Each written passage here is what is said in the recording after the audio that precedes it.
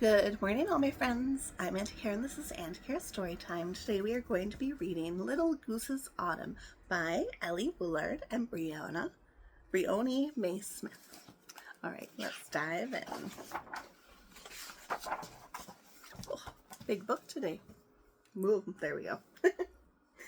While the fields burst with flowers the whole summer long, a tiny gray goose grew bigger and stronger, and she thought to herself as she splashed and she swam, "The world is so fine, and how happy I am."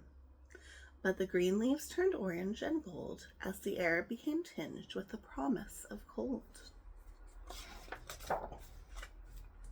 And one dappled red, breeze-blown day, when the goose went to the lakeside to play, she felt in her heart a sharp tugging pain, like a strange kind of longing she couldn't explain.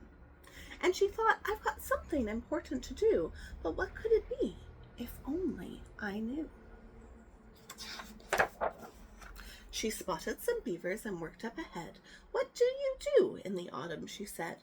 And they answered, "We bite through the trees to get wood, which we use to make homes that feel cozy and good." "That's what I'll do," the goose said. "I'll make this tree fall." But she found that the tree wouldn't topple at all. Then she spotted some squirrels and said, "Tell me, please, what do you do on cool mornings like these?" And they answered, "We're storing our nuts in the ground, so in winter there's plenty of food to go round." "Of course," said the goose, "that's what I will do too." But digging a hole wasn't easy to do. Then she spotted some bears and said, "Tell me, my friends, what do you do when the warm weather ends?" And they answered, "We're building a den, soft and deep, where in the winter we'll curl in a safe warm sleep." "Me too," said the goose, "that's what I'll do today." But all of her leaves simply fluttered away. "Oh dear," thought the goose, "I do everything wrong. How should I be? Can I ever belong?" And waddling away, she went off to hide, feeling ever so tiny and silly inside. "Little goose," she thought, the wind called her, "come on." But then when she listened, the whisper was gone. "I suppose I should just go back home," the goose said. But what was that shadow that loomed overhead? Was it a beast with a long, sharp beak who could gobble a goose so tiny and weak? Or was it a monster whose wings were so fast they could banish the sun as it rushed on past? "Oh, what shall I do?" the goose thought with a cry. And then she glanced up and saw in the sky not a monster at all, but creatures like her, whose wings stroked the wind with a soft, strong whir. "Now I know," cried the goose, "now I know what to do."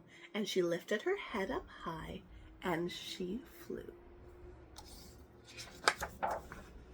Feeling free as the skittering breath of the breeze, she soared over mountains and rivers and trees, always pursuing the voice of the throng, who called, "Little goose, join the flock, come along. We're off to the south, where the air warms our wings, where even in winter the sunshine still sings." "Oh, yes," said the goose, "that's what I'll do as well." And as she rose upwards, she felt her heart swell with the joy of the wind as it danced and it swirled. "Oh, this," thought the goose, "is my place in the world." The sun slipped low, then out peeped the moon, as the goose's old friends called out, "Please return soon."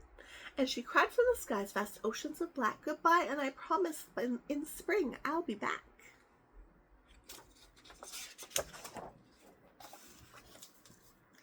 Then onward she flew while the stars seemed to glow with a shimmer of white like the first flakes of snow. And that, my friends, is the end of the story. Well, I hope you are having a very lovely autumn.